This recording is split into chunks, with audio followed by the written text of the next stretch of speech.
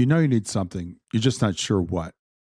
You've been listening, you're doing the work, but there's still this feeling that you're circling the same place, like you're waiting for the thing that finally moves you. Now, maybe you've thought about working with me one on one. Maybe something's held you back, the timing, the money, or you're just not sure you're ready yet. I get that. And I want you to know there's still a place for you. I built a resource for exactly this moment, guided meditations for when the waves hit and you just need to breathe, workbooks to help you get out of your head and onto the page, ebooks on what near death experiences tell us about the people we've lost and whether they're really gone, a full course for widows and widowers who are ready to find their way back to living, and a full course for the evidence of the afterlife. And all of it is available for pay what you want. Nobody gets turned away because of money. I think these resources are valuable, but I don't want to hold them back because you don't have the money to pay for them. You don't have to wait until you're ready for coaching. The next step might be a lot smaller than you think. To find out, go to grieftogrowth.com/store. That's grief, the numeral 2, growth.com/store, and check out the resources I made for you. Close your eyes and imagine. What if the things in life that cause us the greatest pain, the things that bring us grief, are challenges? Challenges designed to help us grow, to ultimately become what we were always meant to be. We feel like we've been buried, but what if, like a seed, we've been planted? And having been planted, we grow to become a mighty tree. Now, open your eyes. Open your eyes to this way of viewing life.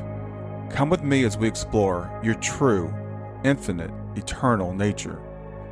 This is Grief to Growth, and I am your host, Brian Smith. Hey there, and welcome to Grief to Growth. I'm Brian Smith, and I'm glad you're here, whether this is your first episode or you've been walking on this road with me for a while. This show exists because grief cracked me open, and what I found on the other side actually changed everything. Here on Grief to Growth, we talk about loss, we talk about love, consciousness, and what it means to keep living, to keep really living when someone that you love is gone. We ask the hard questions. Is death really the end? Who are we without the people we've lost? And what if the breaking apart is actually the beginning of something? And I bring on guests who have lived the questions, not just studied them. And Nico Martens is one of those people. He's also one of my oldest and dearest friends. Now, Nico and I met about 11 years ago, a little bit over 10 years ago, in the most sacred kind of way. It was right after my daughter, Shayna, transitioned in 2015. And our mutual friend Jenny mentioned that she was coming to Shayna's service, and Nico told her that Shayna had already visited him. And that's how our relationship began. So Nico and I started having lunch together, and Nico walked me through some of the darkest, most disorienting days of my life. He was a guide before he really ever called himself one, I guess. Nico began as a skeptic. He's a classically trained electromechanical engineer who had no use for anything that couldn't be measured. Then at the age of 36, he sat beside his mother as she took her final breath. And that moment didn't just break his heart, it broke his entire framework for reality.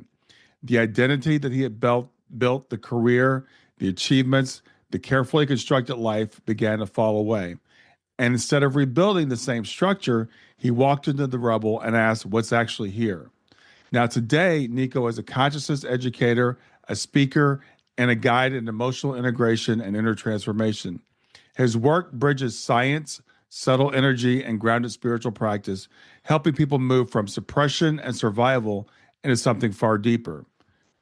True integration and embodied presence. He created the Mind Body Atlas, a remarkable resource that maps the emotional root patterns behind physical symptoms. And everything he does is built on one core belief, that life's breaking points aren't detours, they're actually portals. So in this conversation, we're going to go to places that don't often get talked about out loud. We're going to explore what happens to your identity when grief strips everything familiar away, and why rebuilding yourself from scratch might be the most important thing you will ever do. We'll talk about why the subconscious mind clings to the pain it knows rather than finding peace that it doesn't recognize yet, and what it actually looks like to work with grief in the body, not just in the mind. So if you've been trying to just get through your grief rather than transform it, if you feel like you've been carrying something you can't quite name, something that lives below thought and shows up in your body, in your patterns, in your choices, this conversation's for you. So if you want to continue the conversation after the episode, head over to grieftogrowth.substack.com. You'll find an article there about today's discussion where you can comment and you can connect with me and other listeners. And with that, I want to welcome my friend Nico. Thank you, Brian. Such a pleasure to see you again. It's been so long. It has been. It's been a few years. When I met you, you were living in Cincinnati, where I am now, and Yeah, then you kind of went off and you've been all over the world. I have been. Yes, I've been on my journey, but I'll never forget those days because they were transforming. And you're talking about grief today, but look how it's often what we perceive to be the worst moments in our lives that we actually find the closest connections. And yeah, Yeah, I'm absolutely. And always you amazed. and you and I share that. So hmm let's tell people that don't know about your experience with your mother and her passing. Yeah. Yeah, so my mother got first of all, I moved from Belgium to the United States when I was in 2003. Uh, and I really got into alternative health because I went to a doctor here once, and quite frankly, coming from Belgium, it wasn't a good experience. Mm, So I went way deep into health and into alternative health. And my friends would jokingly call me Dr. Martens because I was always having my home looked more than a lab hmm because I was always trying new health things, and because I'm an engineer at heart. And then my mother got sick, and I was like, I'm gonna help you. She got breast cancer, right? But when it was diagnosed, it was already like pretty far advanced that it couldn't operate all that, and she didn't really believe in the traditional, treatments either, the mainstream treatments. So I was like, hmm oh, I'm gonna help you get better. Right. And but she got a little better, but then ultimately it came to a point where I was for work in Texas and they called me back like it's time to come home. Your mother's is gonna pass, right? mm, And then I came home and she got better.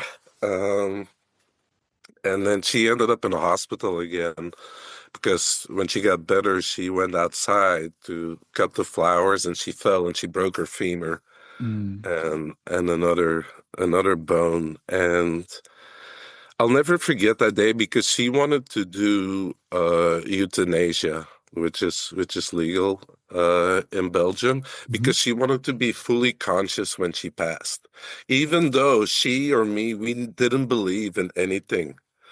Right? It seems so silly for me to now even speak that today, right? That's how much I've changed. But we mm, thought you would just fall asleep and never wake up again. mm. Right. But she wanted to be So, fully conscious for that. yeah, she wanted Yeah. to be, and I was the opposite.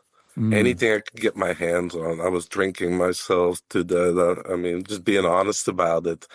And because I couldn't deal with like the pain, just the thought my mom was my best friend. mm-hmm, Right. And then one day, on a Tuesday, I'll never forget it. I walked in and she was all proud because it's a whole process to go through. You can't just decide you're going to do this. hmm It's a panel of doctors and she got it approved. She had a big smile on her face. And partially she got it approved because I had been away from the US for so long and she brought that up. See, probably it doesn't matter. But my mm, son has been here. He's got a life too. And it's got to go, yeah, it does matter. So Friday, 5 o'clock. And that's kind of a surreal feeling in and of itself yeah. Yeah. to know when it's like gonna be. And I'll tell you, my mind was playing tricks. I couldn't believe it up till like a minute before. Mm, My mind was still something was gonna happen and this wasn't gonna happen. It's very interesting, yeah. you know. And she looked at me and she said, like, I'm really proud of your son, of everything you've achieved. And please make something of your life still after I've passed. And I felt like a total hypocrite because on paper, I made it. The great job, the successful career and all of that. But I was drinking every day because I couldn't cope Mm, with what was going on. And I just felt when I deeply inside, I was empty. mm, Nothing really truly lit me up anymore. And that came back later, not to haunt me, but in like a good way, hmm leading to me even quitting like the corporate job But anyway, what started to happen after that, I ended up back in the US and I just fell apart. I remember lying curled up in a ball, crying on the floor in my house. And then I started to meditate, not for anything spiritual, just because I thought it could make me feel better. Hmm. So I started to quiet my mind, and then these weird things would start to happen. I could feel like somebody touching me on the cheek, Mm. like I could smell my mother. And when I was deep, I mean, not superficial, but I was getting these like thoughts. It was so weird, like Mm. so out of character for me. And one day I asked the question, what if I had this whole thing wrong and this is my mother reaching out to me? And that's when the crack kind of happened. Mm. And then everything went on steroids because when you're like waking up, how do they say the universe conspires for you to go Yes. down that path? Yeah. Right. And then what happened is it's like I started to study that. I was like, maybe I had this whole thing wrong. I've been so arrogant. Anything that we can measure and that fits the scientific, all this rest is like woo woo. There's no higher power. There's none of that. There is no. And I was like, holy shit, I had this whole thing wrong. So I learned how to meditate. And then I met my first mentor, Kelly. Have you ever met Kelly? I have not. No. Okay. And she was born a natural channel. Okay. And she had never met my mother because my mother has always been in Belgium, Kelly in the US. And I met her for the first time and we had this connection. Hmm. And she could channel my mother as she was at the table. Hmm. So Kelly and I became friends and we would have lunch every 2 weeks. Kelly, me, and mom, and not Hmm. trivial stuff. It was like continuous. Ask Nico about when he was 10 years old in school what he did. And I even had to like go back, like, what was that? Hmm. And then my mother said to her, I think part of Nico thinks that he's going crazy, but I want him to be able to trust this. So here are 5 things from his future he cannot possibly know now. And when they happen, he knows he can fully trust it. And Wow. sure thing, they happened. Like his dad's going to have a new girlfriend soon. The new girlfriend's going to be 7 years younger than him. Her name is also going to be Gotta Leva, like my name, but she's not going to want to be called that. She's going to want to be called Leva. The first time Nika's going to meet her, they're going to eat this special fruitcake from this one bakery in Belgium. It's like, Mm. boom, boom, boom. And mind you, my whole family thought I was going nuts, right? Because Oh, my oh. dad called and was like, hey, son, how are you doing? I got to tell you something. It's like, what? You got a new girlfriend? So I can't believe your sister told you. I told her Mm. clearly not to tell you. I was like, no, my sister didn't tell Hmm. me. She's like, oh, who would have told you then? She's the only one that knows. I was like, mom told me. He's like, oh, you're talking to your dead mother again. Yeah. Well, I Yeah. talked to my therapist about that, and he pretty much says whatever makes him feel good, let him. Mhm. Right. But too, for me, I had so many experiences. I've seen it like with my own eyes because that's the way I am, Mhm. right? I want to experience it, Right. right? So it becomes a lived experience and real for me. And that's what happened there. So that sent me on a whole different path. I always say I'm very grateful because I have an amazing mother because not only did she birth me physically, but she also birthed me spiritually, Yeah. Yeah. for which I am enormously like grateful. Because quite frankly, before then I was following the playbook that's supposed to make you happy, but it wasn't doing it for me. Yeah. And it's really interesting, Nico, because grief can, a lot of times when people go through a grief event, that's when they fall apart. That's when they start drinking and everything. But for you, it was kind of the catalyst for your waking up. Yes, Yeah. absolutely. Because I was so far gone in like mainstream science dismissing all of this. So I was like really the worst skeptic ever. And Mm. then I have all these experiences myself. And then the last years of my life have been all about, hey, what's the science of this subtle energy? Not because it has to prove something to me, but just out of pure curiosity. Yes, yeah, Right? I love that's a really good point that you make because I'm an engineer also by background, chemical engineer, and I want to kind of know the science behind it too, but I'm no longer interested in it to prove something, but just Yeah. because just really to understand it and to understand that there is. there's an integration, I guess, between the physical world and spiritual world. They're not two separate things. Yeah, absolutely. They're one and the same, Yeah. right? They're just different wavelengths if you want, right? You tune into a different station. Yeah, exactly. So then when you and I met, because of course I didn't know you, and you knew Jenny, and a friend who's a mutual friend of ours now. I don't remember the exact story, but I know she told you she was coming to Shayna's service, and you had some visions or dreams of something of Shayna. Stay with us. We'll be right back. Did you know that a new survey reveals that 23% of Americans have had a near death experience or NDE, and 35% know someone who has? This phenomena is more common than we thought. This August, 1,000 people are expected to gather for the International Association for Near Death Studies annual conference in Bellevue, Washington, August 26th through 30th. The conference features well-known authors like neurosurgeon Eben Alexander, who experienced an NDE while in a coma and was transformed by what he experienced.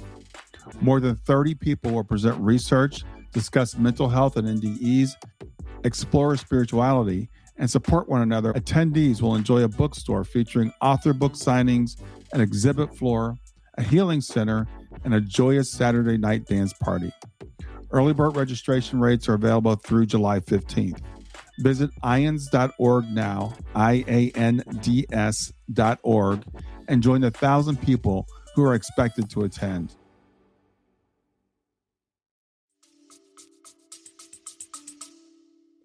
Yeah, and I don't remember all the details because, to be honest with you, it will happen to me Yeah. that comes true, but it's not even true me. It just like kind of comes out, and it's like afterwards, like, oh my God, what did I just say? And then people are like, how'd you know that? You know, the Yeah. color purple kept coming, like all these different things, right? Yeah, exactly. I remember that because Jenny said something like, you had said something about the color purple, which is Shayna's favorite color. And then you had a crystal that you ended up giving me that you said Shayna had picked out. So I was like, who is this guy?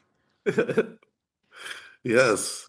Yeah. Yeah, But that just happens. I had to learn to trust that. That was quite something. yeah. And the thing is, it was, we talked about the universe, conspiring because when Shayna passed, I was, of course, lost like anybody would be when they lose their 15-year-old daughter.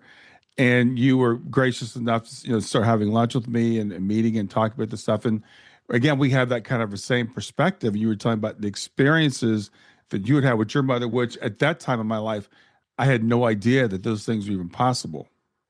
Hmm. Yes, and that was the same for me. And, I'd just been a little bit ahead in the journey, Hmm. and I met amazing people on my path. So I always like to pay it forward, right? Yeah, Sh yeah. share with those that are open because, I mean, first of all, like grief is totally normal and part of the human experience. But there is kind of like where it just becomes more than natural, where it just keeps pulling you down, Hmm. for decades and you can't get past it, right? And I think it's so different for me now. I can't even go back in my mind, and I don't know if you have that, but it's just like it feels so foreign to me. And I think of a lot of our suffering, at least for me, came from totally accepting what I was taught in university and science about reality. And because of having this limited view of reality, right? That actually then caused me a lot of like unnecessary suffering because this kind of sound crazy, right? But I learned a lot from my mother. And a lot of things that I learned after she no longer had a body. Hmm. Yeah. Like she could teach me different things. And like you do you know Thomas Winlow, the psychic in Cincinnati? Oh, I've heard his name. Oh, when? Yes, yes, I do. Yeah. Yeah, so I took his classes. Hmm. And my mom would just love it, right? She'd be Yeah. like waking me up. I was like, Mom, it's another 2 hours before we go to class. And then she would be there, like, hey, pick me in the unseen world, right? Yeah. And he would even say, like, pick Nico's mom. She's so easy to talk to, and she wants to participate. And it was like really amazing because he is really good at it, Hmm. right? To Hmm. to tune in. He has that natural gift. But when you're around people like that, It kind of through osmosis goes to you. And I was blown away because not only of my own things, my own abilities to tune in, but also quote unquote regular people that came to the class and would Hmm. relay stuff from my mom that was just like, wow, Yeah. no Yeah. way they could have known that. That was really cool. Like in the beginning, the developing that, just like we have senses through which we form an image of the world, there's much higher ranges, right? Yeah. A I cat. was I was talking with a client the other day, and she was saying something about seeing her mother. She goes, but I didn't see her like with my eyes. She said, I can't really describe it. It was like, she was like off to the side or whatever. And that's the thing. We were taught we have five senses, but we even know from a lot of biologists we have way more than five, even Oh yeah. physical senses. Yeah, absolutely. And I mean, it's something we can develop. And it's not even so much that we have to quote unquote learn something new. It's more of an undoing of all our programming. We Hmm. naturally have that. When we're in our natural alignment, that's the way we are, and we interact and we observe a much larger spectrum of Yes. reality, and we're born that way. But then what happens, like your child can, have you looked at a baby when they're first born? They're not looking at you physically. It's almost Yeah. as they're looking at your energy and through you, Yeah. right? But then what starts to happen, they see your aura's color change. They're like, Daddy, you look blue. Oh Yeah. no, Daddy doesn't look blue. You're just imagining that, right? And we form a filter and we start blocking all that out. Yeah, Right? that's a really good point. I think we've all seen babies. The people say they're some people say they're looking at the angels, kind of not really meaning it literally, but we've seen babies looking off into, and interacting with someone that doesn't seem like they're there. Or we've seen our pets do it, right? We've seen our cats do it, we've seen our dogs do it. Yep. So we have these senses, and as you said, we're taught to shut them off.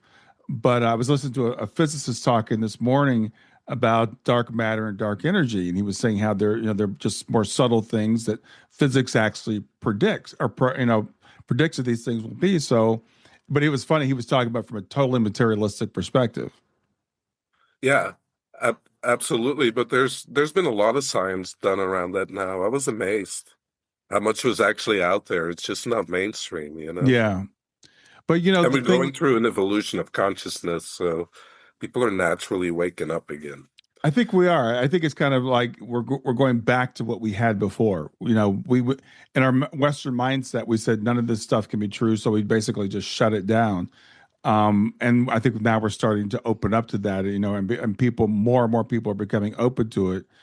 And I think it's because we realize, when we only focus on the material, which is only a small part of what's out there, it doesn't satisfy us. We can have the job, we can have the cars, we can have all that stuff, and then we realize I'm still miserable. Yeah, because there's that deeper longing, call it your soul, come at what Mm, you came here to do. And that's also what I realized a few years after my mother passed. And I'd gone through this whole awakening. I was like, I can't be in this corporate job anymore.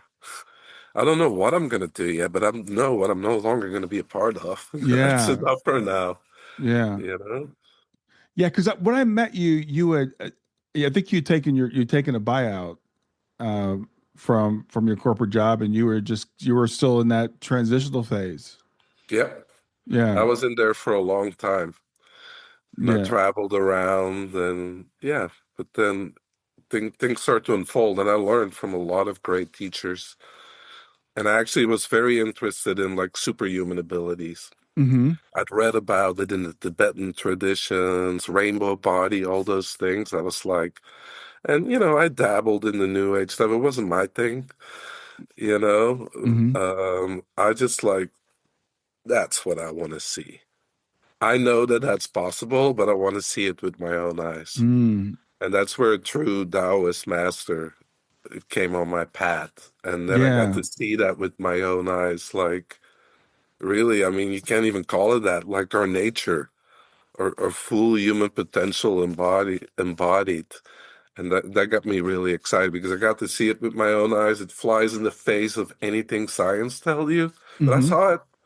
right? And then not only that, but I also learned that, yeah, it's something we all have within us. We've just strayed so far from it, you know? Yeah, as you said, I remember sitting with you at lunch one day. We were talking about something, and I said, "No, that's not possible." And you said, "Isn't it?" And I will never forget that, because we have this mindset that says that's not possible, and so you've gone and tell me about some of the things that you've seen. Yeah, I mean, I've seen limbs disappearing.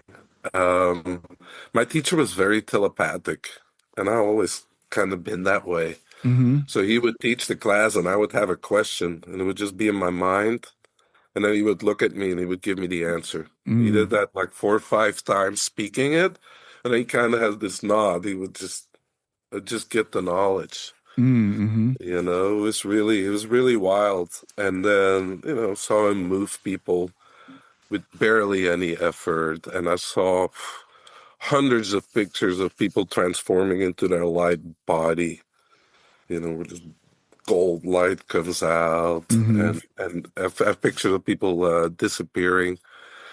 I always knew that that was possible, but then you get to like see it. It's like, okay, young Jedi, there's no turning back now. Yeah, yeah.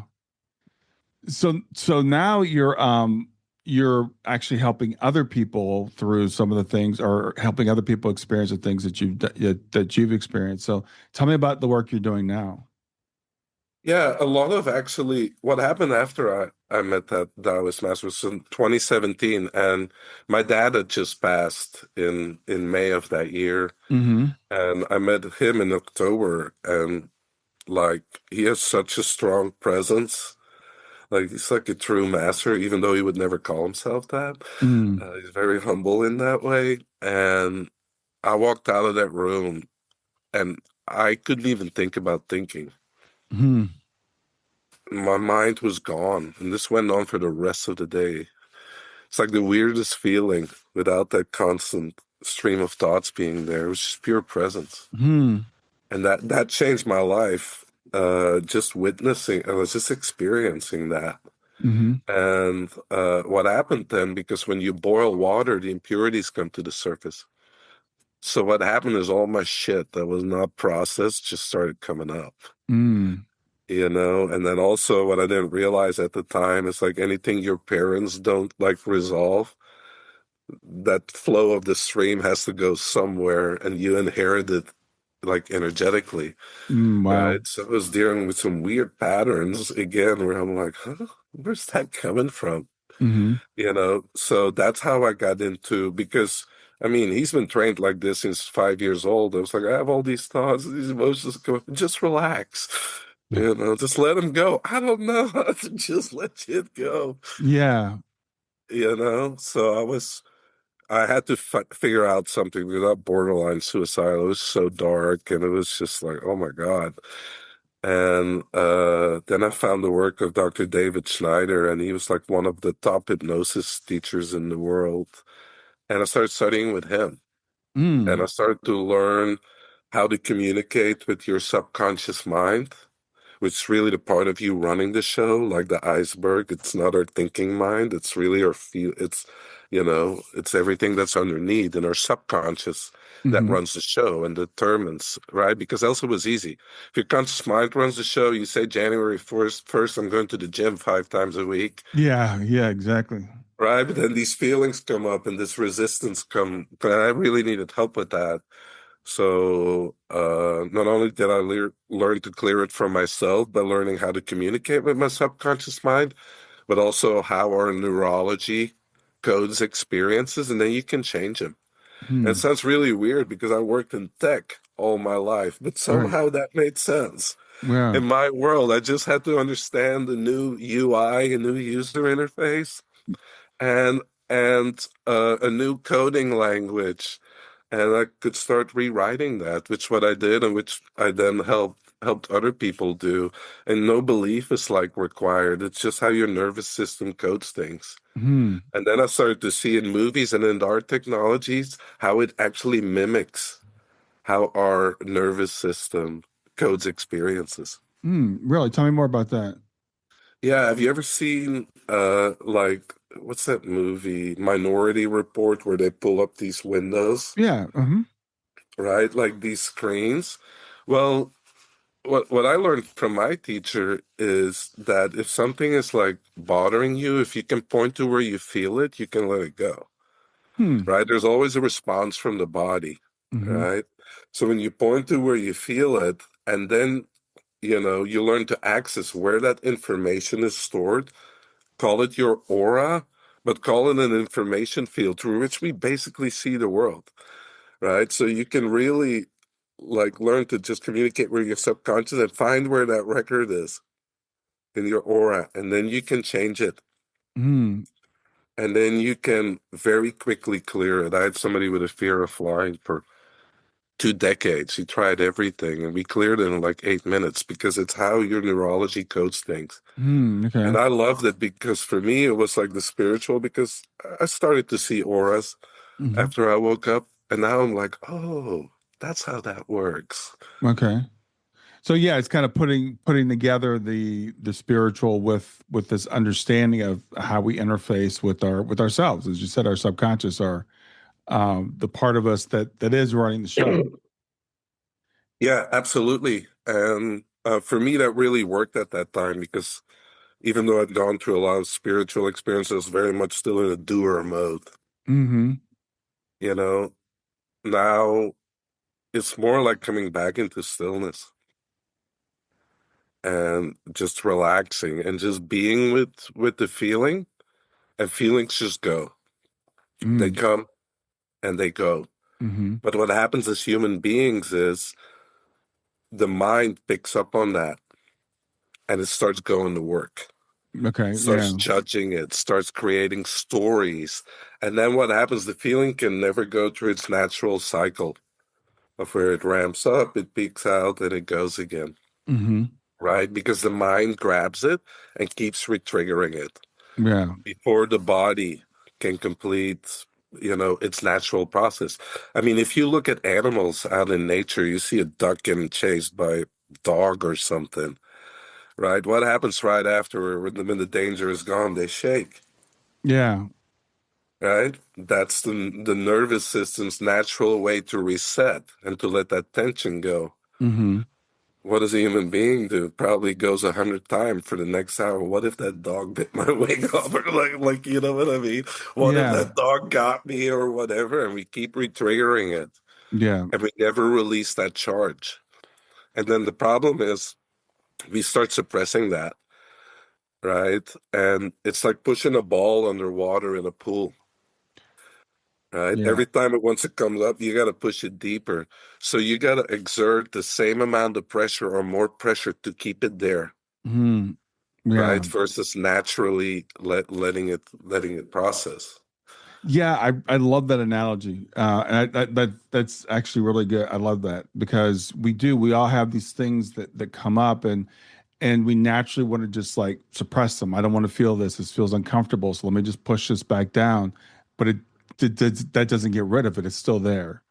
Yes, exactly. And that's how I was raised. That's pretty much how we were raised in our society. Yeah.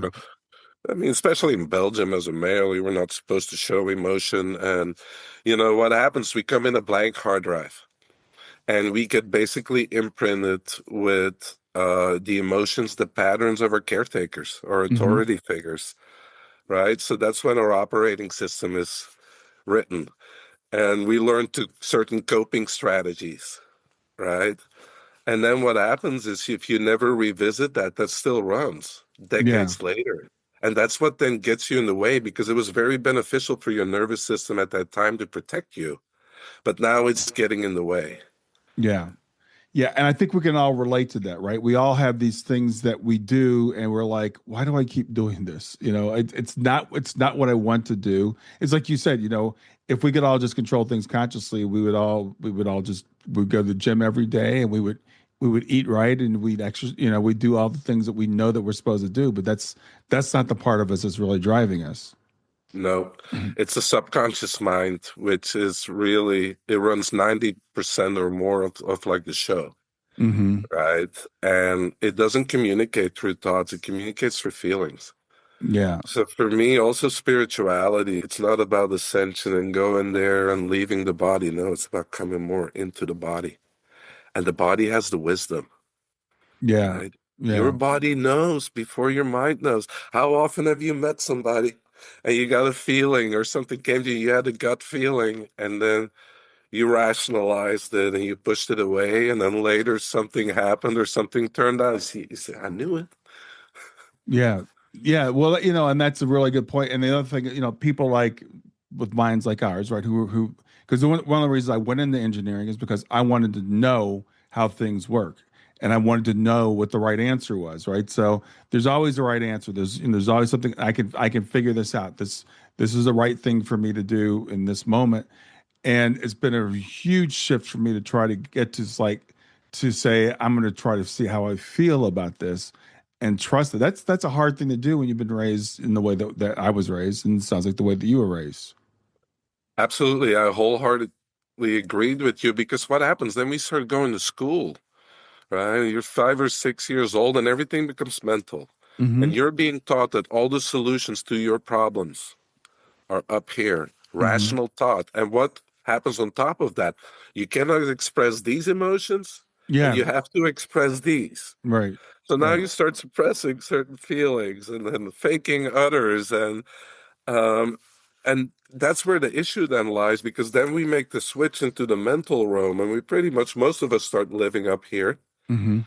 Right. But then your traumas are things that happen that are unresolved from a young age. You'd be surprised, like, how often when I regress somebody back because they have a particular issue right now that's Mm-hmm. bothering them in their life, I always end up somewhere between age 0 to 5. And when I Mm-hmm. talk zero, I talk about still being in the womb.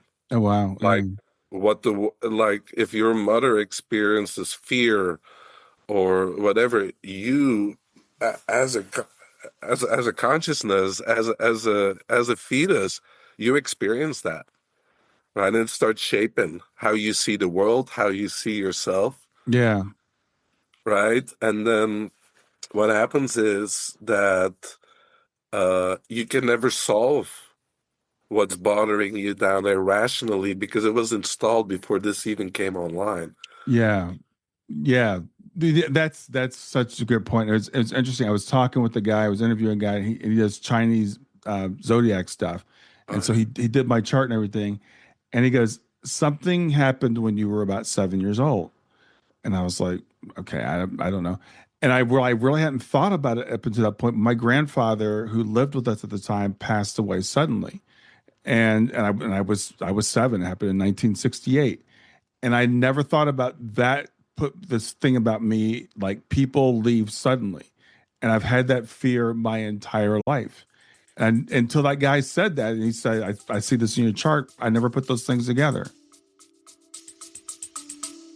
Stay with us. We'll be right back. Do near death experiences and related phenomena fascinate you?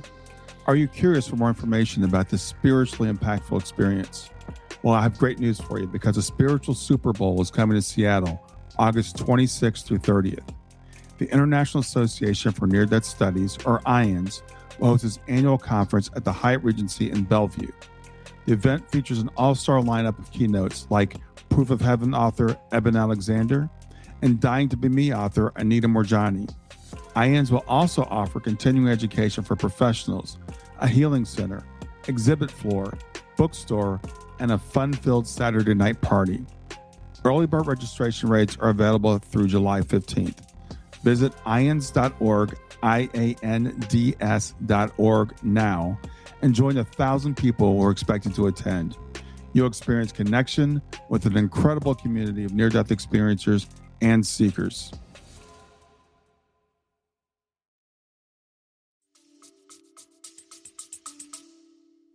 wow. Yeah. And you're exactly right. And it's all those little things. They form like your operating system. Mm-hmm. It forms your perception Mm-hmm. through which you see the world, but it also is what really manifests your experiences in life. Because it is, in a way, you're broadcasting it out continuously. Mm-hmm. So yeah. So yeah, let's talk about that, about manifesting your experiences, because that's another thing that, again, for this It's like you said, it's hard for you to go back and remember what things were like before. This is something that I would have never even thought about, in like manifesting. So what does that work like for people? Well, it in a way that like we shape our experiences in this realm. Like Hmm. for simplicity's sake, we're all in this one intelligent field.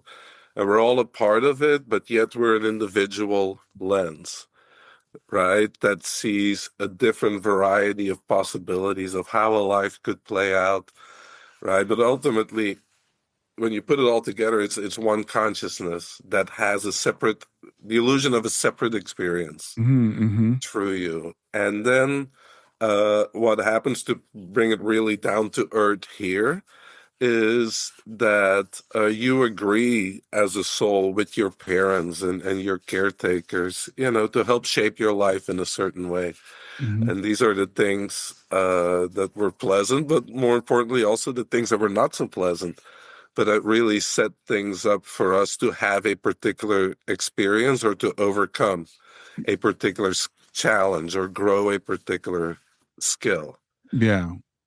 Right. So that's more from like a high level point of view. But then there's also, because there's also always this dichotomy. So is it then predetermined or is it free will? Yes.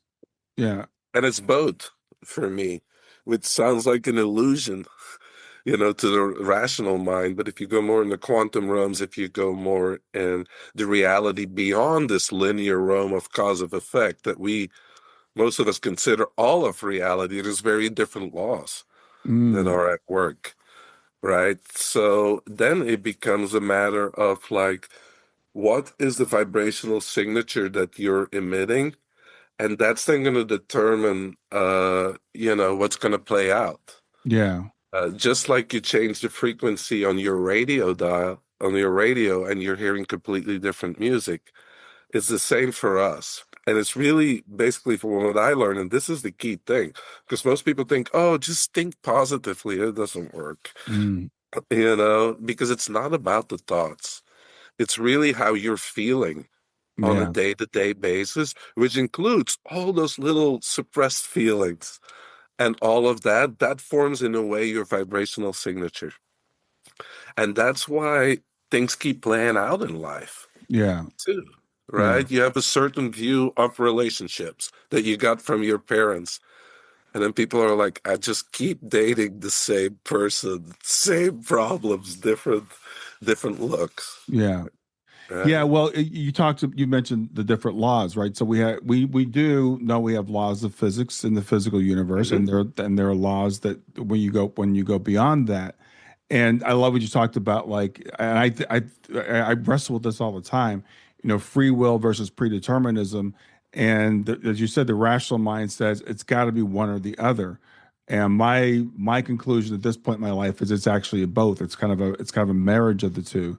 I don't know Yeah. if you've ever seen the movie The Adjustment Bureau, where Hmm. I really love that movie because I love the way it shows it's like this balance of these forces, but also we do have free will and we can determine our paths to some extent. Yes. I'm at that same way, and I don't claim to know everything, and that was a great relief for me. Once Yeah, I had so many experiences, like, I don't really know, and that's okay because I felt it. I've experienced it. But now, like you, it's also more for fun for me and out yeah, of curiosity. yeah. Well, and that is an interesting thing too, when you finally give up and say, with this limited brain, this limited mind I have, my limited perspective, because I only see so much. I can't know everything. It's not possible, and that's so freeing. It is very freeing. I don't know, right? And Yeah, because so much of what we think we know, we don't really know. Somebody else told us. yeah, yeah. If you really go down the rabbit hole and say, like, where did I like get that from? The Hmm. only thing I can tell you for sure is that I'm having this experience here. You're absolutely right. And it's funny. I say that all the time, and it sounds crazy, but it's true. The only thing that we absolutely know is that you're having an experience. You don't even know. I tell people, I could be a brain in a jar in a lab. And they're like, well, no, you couldn't be because you can feel and see things, but I can only see and feel what my brain allows me to see and feel. Yes, yes, exactly. And that's one of the things I also did. I went kept coming back to the one thing I was sure of, Mm, which is coming in this pure awareness hmm. and just observing, and then realizing that awareness had been with me for all of my life and it had never changed. Yeah, yeah, Nothing sticks to it. yeah. It's not changed by what happens here. Hmm. So I kept coming back to that because that was the only thing I really knew for sure. Right? That I think that's a really big revelation when we can get to that point, and even because people will think, well, I'm my body, but again, play a little thought experiment. You were a 7 pound infant at one point. Is that the same as the whatever we weigh now? But that the thing that stays with us is that awareness. Yes. From the time I can remember to this time, that's always been the same. Yes.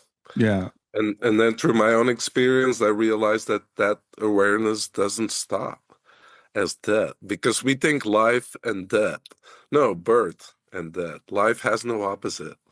Yes. Yeah. All is life. And the one thing we know about form, because that's part of like why we suffer so much, we get so attached to form, even Hmm. though we know damn well that it's temporary and that Yeah. it's impermanent, right? Yeah. Yeah, Uh, that is another thing that's really hard because we want things to stay the same, even though we yeah. know that nothing physical stays the same.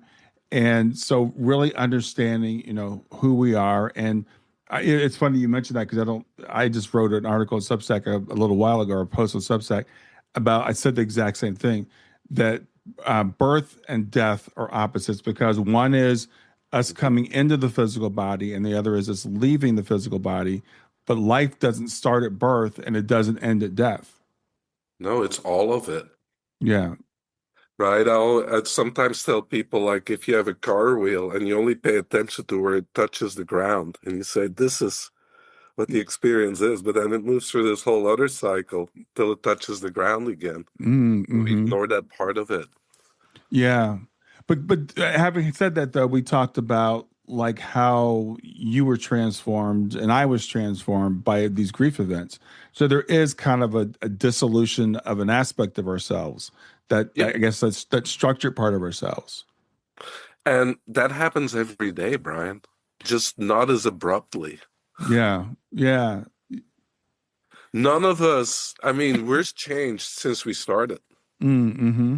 on many levels. Physically, we're changed. Cells Mm-hmm. have died, new ones have been born, right? But also just simply because of our energy connection. Yeah. There's always there's resonance between people. There's an exchange of information. And Yes. after that, we're changed. It's just that most of our life, it's really gradual. So we never really question it. I'm Brian, I'm this. Well, when I met Brian 11, 12 years ago, Brian was something different. Exactly. So Yeah. who is Brian? Yeah. Yeah, and again, that's why we can. I love to play these like little thought experiments with people because they'll say, like, for example, like people that have lost children, like I have, with my daughter Shayna. I'm like, but Shayna wasn't the same at 15 as she was when she was 2.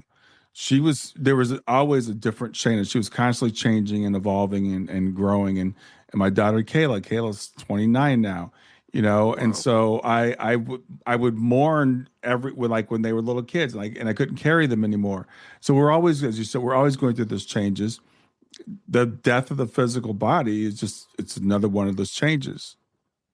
It is. And it gets, how should I say, our perception gets formed in a certain way because of our beliefs. Because Hmm. you go in other cultures where they believe differently about it and they celebrate it, and it's completely different, Yes, yes, yeah, right? yeah. There was a culture, I'm pretty sure this is true. I was never able to verify, but there was a culture that when people would pass, they just said they went to live with the ancestors. They didn't say they died. It was basically like if you had moved into a different apartment. and Yeah. they had no shame around suicide or anything because it was just like, well, they went to live with the ancestors. So just a very completely different, perception that we have because we say, oh, if you're not in the body, you don't exist. Yes, exactly. And I think for me, I'm grateful. Like, it's really interesting because our memories are not a fixed thing either, Right. right? I can go back now and look at the whole experience with my mother and tell you a completely different story of what my experience of it was versus, 12 years ago because we change. And when we Yeah. change, all our memories change, right? Yeah, and people don't want to believe that. We want to believe our memories are fixed. And by the way, we also want to believe our memories are perfect, right? And if you've Yeah, ever exactly. been in a relationship with somebody, like I have been for a long time with my wife, it's like we will argue incessantly about like what someone said like 5 minutes ago. You said this, and I finally realized it's like none of our memories are even close to perfect. No, it all runs through a filter. Yeah, Right, a perceptual filter, and that filter can be changed, and a filter yeah, can change. And the moment you do that, not only do you perceive your reality different, but you're also creating a different reality because it's yeah. not a one-way street. Yeah, that is an also a really good point because again, we just have this idea that everything is so fixed, and the thing about the grief events is that they can break you open. And what I've also found is a lot of times people will say, "Well, I just want to go back to the person that I was before." How do I get back to that person? And as we're talking here now, everything that happens to you changes you. There is no going back. No. And look at nature. Do you see that tree outside and say, "Ah, I'm going to go back to what was last year?" Yeah, yeah, yeah. Right? Because nature is always my ultimate teacher. When I really want to get a feel, and nature always models, you know? Yeah, I found that to be true also. That I actually I was listening to Swedenborg a lot, several years ago, and Swedenborg calls it correspondences. And whether you want to believe in God or whatever source, whatever, there are models out there for us to show us things that we can learn from. Just like you said, just looking at nature, looking at trees, looking at birds, looking at the way a river flows. All these things are there to give us hints as to what's ultimately true. Absolutely. And ultimately, we are nature. And we've forgotten that as Mm, human beings because what I breathe out, the tree breathes in, and vice versa. yeah. There is no us without nature. We're not separate from it. It's not something for us to conquer or to pound into submission or nature, you got it wrong. You got to behave this way, Hmm. right? No, we're a part of it. Right, and that's yeah. So besides my mother, and then nature's been like one of my greatest teachers in this Yeah. life. Plus, there's just this regenerative quality too. When I was like super depressed, I would just go walk for 2.5 hours, Mm. just be in nature. Hmm. It was very not only soothing but also transformative. Yeah, absolutely. Well, there is it's really interesting because there is a biological component to us, as you said. We are part of nature, and I love your thing about the trees too because we like to think we're so independent. It's like try living without the trees for a while. It's like Yeah. we breathe out CO2. We can't create oxygen. We're reliant on those trees to take our CO2 and convert it into something that we can use. So we're definitely, we're dependent on each other. We're interdependent. hmm Yeah, we're nature, and the sooner we realize that as a species, the better off we are. Because to me, the Earth's conscious. This whole universe is conscious, Hmm. all the way from the atom, all the way through the universe itself, right? Which was one of the big gaping holes when I was taught science, and that kind of led me on a different path. Yeah. Because we look as us conscious, and it's a hallucination in our head being dropped off here. Yeah. I think one of the most ridiculous things I think I've ever heard is it I don't want to get the name wrong. It's Dennett, I think is his last name. I think it was Daniel Dennett that said that consciousness is an illusion.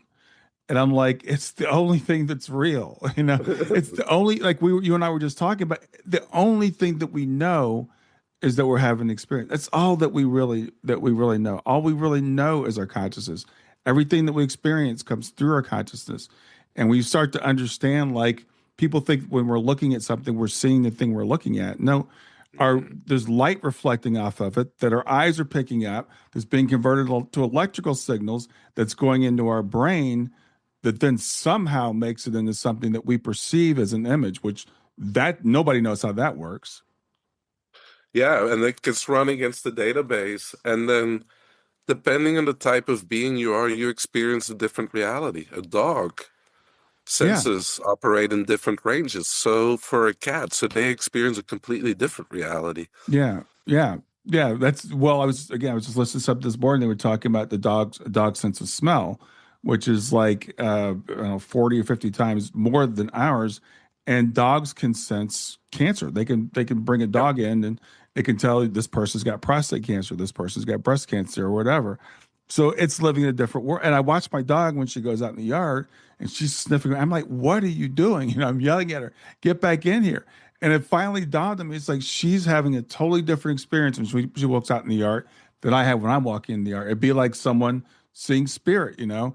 You look at someone, a medium, and say, "What do you mean you're talking to spirit people? There are no spirit people," and they're like, "Oh yeah, they're right here." Yes. Sorry, my battery. Oh, So, you still there? yeah, I'm still here. Sorry, my laptop went in power saving and my light was hooked up to it, but I'm here. Oh, okay. Yeah, not a problem. So I know that you're doing some really exciting stuff now. You're teaching people hypnosis, but you're also working on, and I heard you mention another podcast, some devices that can help us to create more healthy environments. Yeah, so I've been working with the Cosmic Towers for a few years now, and they're devices that are produced in Germany, and they create a harmonizing energy fields. And I studied also with an Egyptian professor, Dr. Ibrahim Karim, because I wanted to be able to measure these subtle energies, not Mm-hmm. have it just be like, oh, I was like, how can we do that more objectively? So I Mm-hmm. started learning of how to measure subtle energies, then make changes, and then measure it again. And then I realized that we've had these ways of doing that for thousands of years, Mm-hmm. right? And also in more recent years. So then the Cosmic Tower came on my path, which is a device, and you know how you have sacred power spots in nature, like in Sedona, Mm-hmm.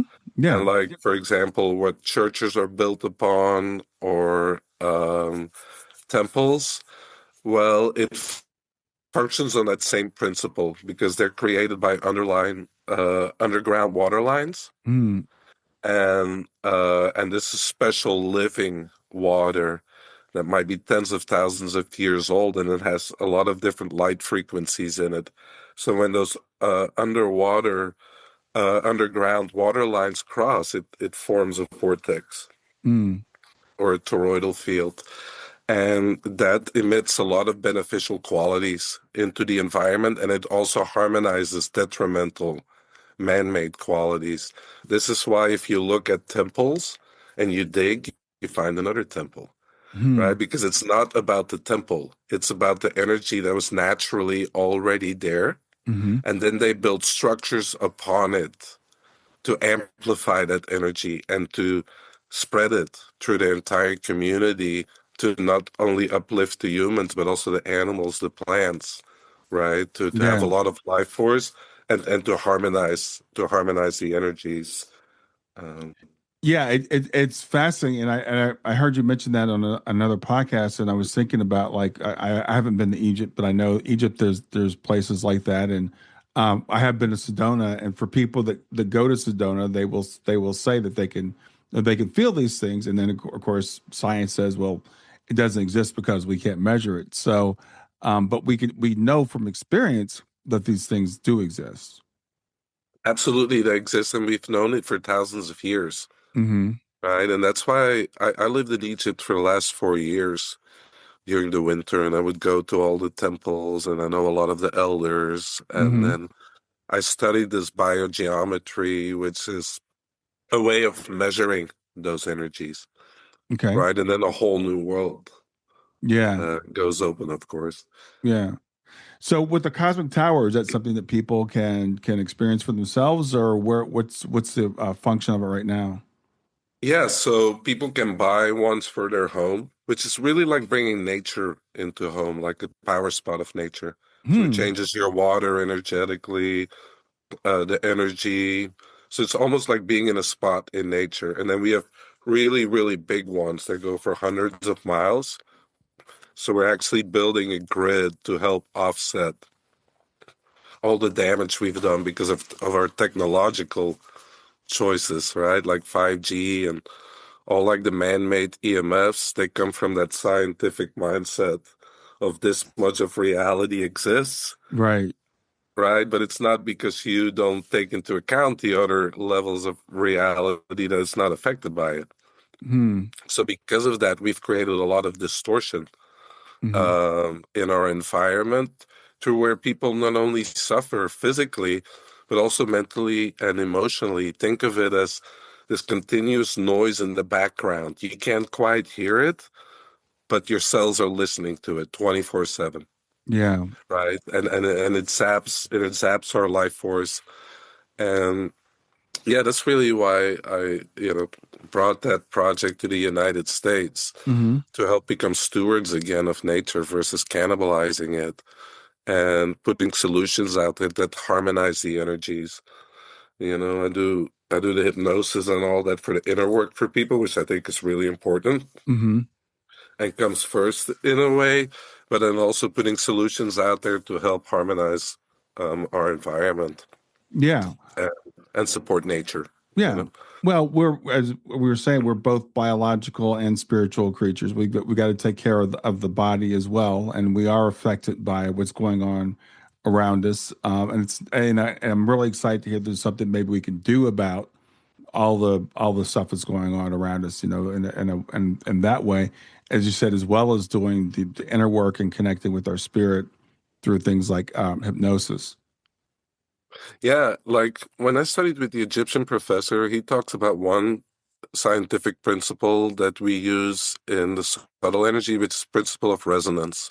Hmm. And most people know that if you have a tuning fork and you hit it, and there's another one in the room at a similar wavelength, it will also start vibrating, Right. right? So there's an exchange of information and energy.